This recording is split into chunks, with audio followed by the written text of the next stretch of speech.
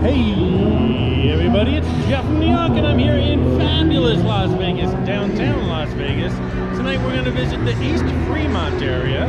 We'll visit the Fremont Experience in another video, but tonight the East Fremont Experience with its restaurants, its clubs, its bars, its container park. It's also got the old El Cortez Casino. We'll play it by ear, just walk around and see what we'll stop into and check out and explore. Come along with me to the East Fremont area of Las Vegas, downtown Las Vegas.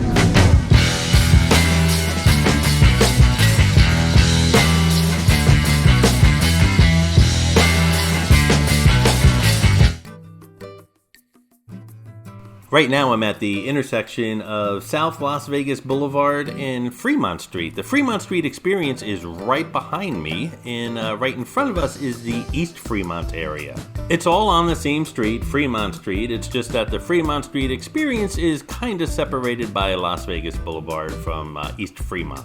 If you've never been downtown Las Vegas, I really suggest if you're staying more than 2 or 3 days on the Las Vegas Strip, take a trip down here. It's really nice. It's totally different vibe than the Las Vegas Strip. This is the original Las Vegas, and it's a must-see if you're in town for at least a few days. Stop by here. You could either take an Uber, you can catch the Deuce, which is what I always do, is the bus that goes back and forth. There's so much to see and do down here. A lot of people miss it, and they really don't even come down here and check it out. It's a shame. On the left here is the park on Fremont. You can dine inside or outside. They claim to have gooey burgers, cold craft beers, and pesky birds. They also claim that all the food is made by gnomes. That's right, like a garden gnome. Yep, that's what they claim. I haven't been in the kitchen, I really don't know. This is Evil Pie, one of many very good pizzerias downtown Las Vegas. They have a pie here called the Reaper. It's so hot and spicy you have to sign a waiver before you order it, and well, I guess lots of restaurants here in Las Vegas have their gimmicks. In trying to keep the New York channel family friendly, this next place is called Disco, let's just say it rhymes with wussy. And they bill themselves as nice people dancing to techno. Lucky Day is an intimate cantina brimming with exotic curos and artwork set beneath a stunning canopy of 15,000 LED lights. Good food, good tequila, Latin house DJs, themed trivia, and Mexico bingo nights take place weekly. Here we have Eureka. Eureka's commitment to high-quality food and exceptional hospitality creates a one-of-a-kind dining experience like no other scratch kitchen concept can. Great food accompanied by an all-American beverage program. All at an approachable price point that's perfect for both tourists and the local community to dine, drink, and socialize. Across the street, the historic and iconic El Cortez Hotel and Casino. We'll step inside for a moment, I'll show you around. This place has quite a history. It was originally built in 1941 and just a few years later taken over by the mob. The mob also owned the Flamingo, which is on what's now known as the Las Vegas Strip, and they use the El Cortez as pretty much a training ground for staff that's going to be working at the Flamingo uptown. Those big neon signs on top of the roof and hanging off the side of the building were installed in 1952. The place has undergone lots of renovations over the years and is currently undergoing another major one right now. Here's a few shots of some of the things coming to the El Cortez very shortly. There's so many great hotels and casinos here downtown Las Vegas, most of them on the Fremont Street Experience, and those videos are available here on the New York channel. But I really suggest if you're in the area, just walk 2 blocks east and check out the El Cortez. It's an experience you really must try. Play a slot machine or play at the tables for a little bit just to tell everyone that you've actually gambled at the El Cortez. That's what I did, and I added an El Cortez chip to my ever-growing casino chip collection. Hey guys, if you're enjoying the videos here on the New York channel, why not subscribe if you haven't done so already? Just click on that little New York logo in the lower right hand corner of the video. Also, give the video a thumbs up if you're enjoying it, and if you really like it, share it on your social media. That's how I get more views and new subscribers. And finally, if you'd like to support the New York channel, just click on that super thanks button right underneath the video. Doing so not only helps support the channel and makes videos like this one possible, but it'll get you a shout out on an upcoming New York video. Thanks for your support, guys. This hallway near the back of the hotel and casino is really fascinating. A lot of people don't even know it's here, but it gives the entire history of this place in photographs.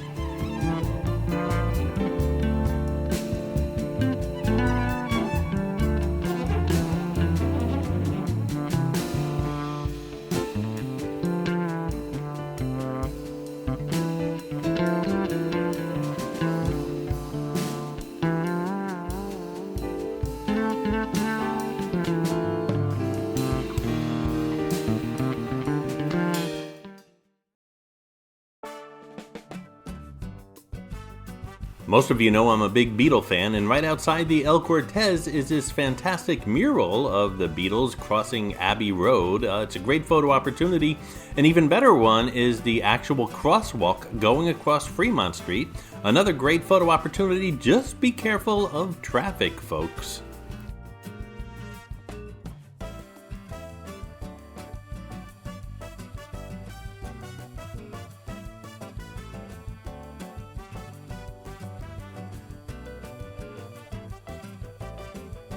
The strip uptown has road closures because of the F1, and downtown, well, it's just regular road maintenance always going on down here.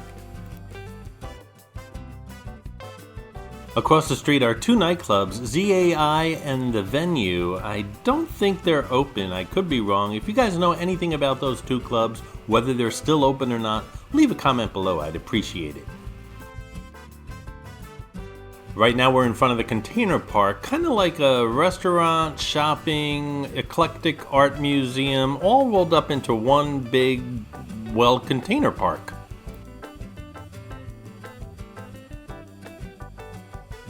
There's the famous fire-breathing praying mantis, kind of docile and dormant during the daytime, but at night it comes alive with a lot of noise, a lot of fire, pretty scary. He catches you off guard. He waits until you get real close and you just stand there and observe, and all of a sudden he comes alive and breathes fire, and well, you kind of like jump back. The entire container park complex is literally built out of shipping containers. Like I said, restaurants, shops, and other types of venues. Let's walk around and see what it looks like.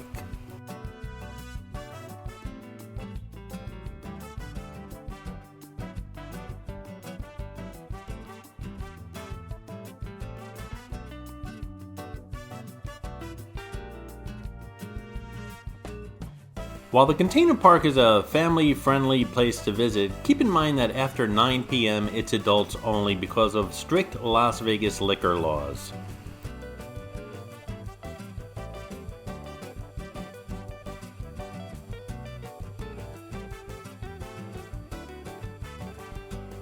It's really a fun place to visit. I love all the little shops and restaurants and boutiques and everything. They're all tiny. They're no bigger than, well, a shipping container. And in the middle is a huge, what looks like a jungle gym for kids to play in. Kind of like a little oasis in the middle of the hustle and bustle of downtown Las Vegas.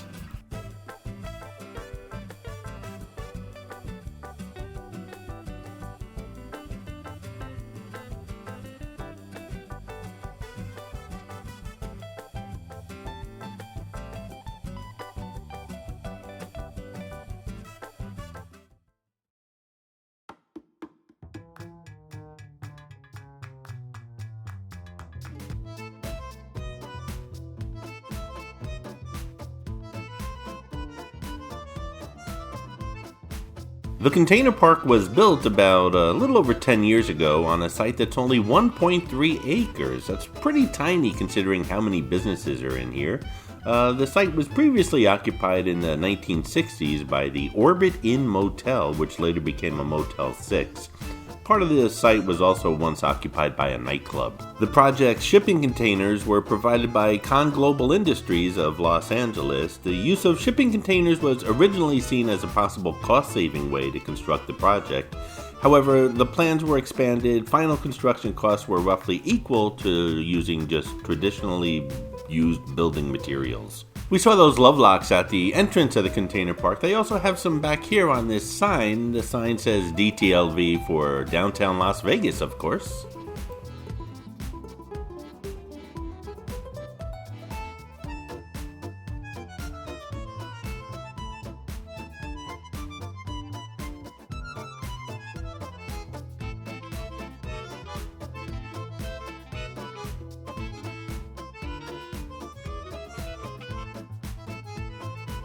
This oak and ivy is pretty popular and attracts crowds from all over the Fremont Street area, especially at night. Here's a better shot of that jungle gym.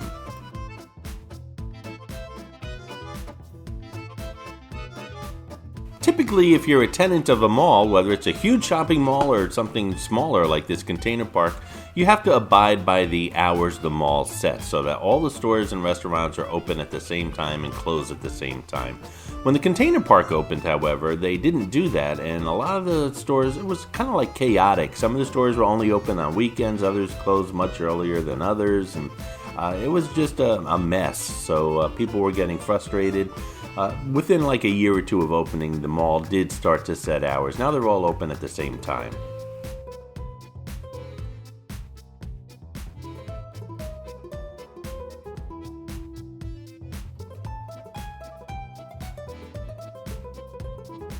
Alrighty, let's check out the rest of the East Fremont area before I head back to the Las Vegas Strip.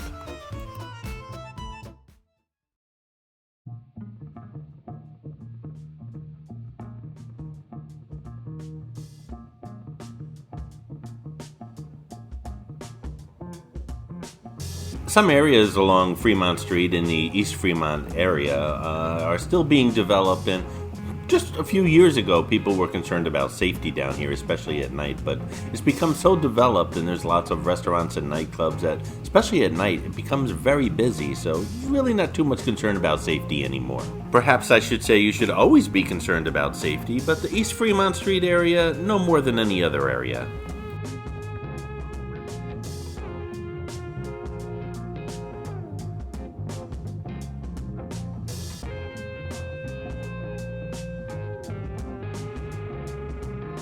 This is the Fremont Country Club, otherwise known as Backstage Bar and Billiards, otherwise known as the Triple B. Lots of live music from local bands as well as some pretty well-known popular bands as well.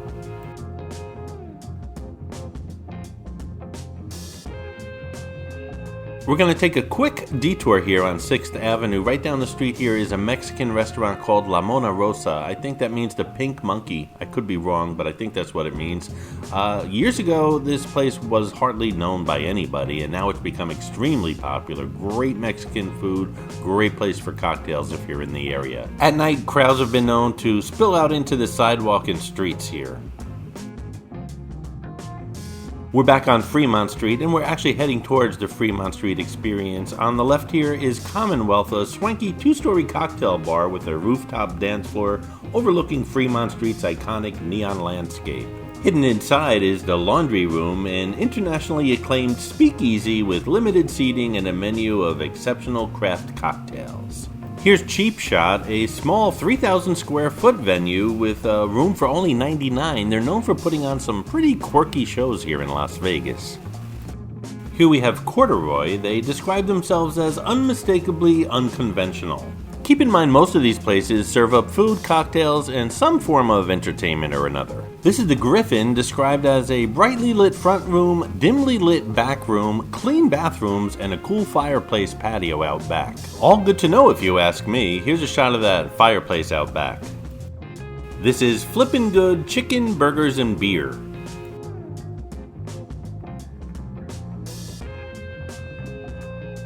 So we're pretty much where we started at the intersection of Las Vegas Boulevard and Fremont Street. So if you're in the Fremont Street Experience area, just cross Las Vegas Boulevard and check out the East Fremont Street area. Lots to see and do here. And now that you New Yorkers are in the know about East Fremont, don't turn around at the Las Vegas Boulevard intersection and head back like most tourists do. Just keep going straight and enjoy East Fremont. Hope you guys enjoyed the video and found it informative, and if you did, don't forget to subscribe and give the video a thumbs up. Thanks for watching, guys.